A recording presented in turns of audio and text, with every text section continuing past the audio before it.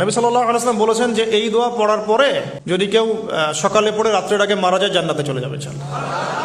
রাতে পড়ে সকালের আগে ইন্তেকাল করলে জান্নাতে চলে যাবে ইনশাআল্লাহ।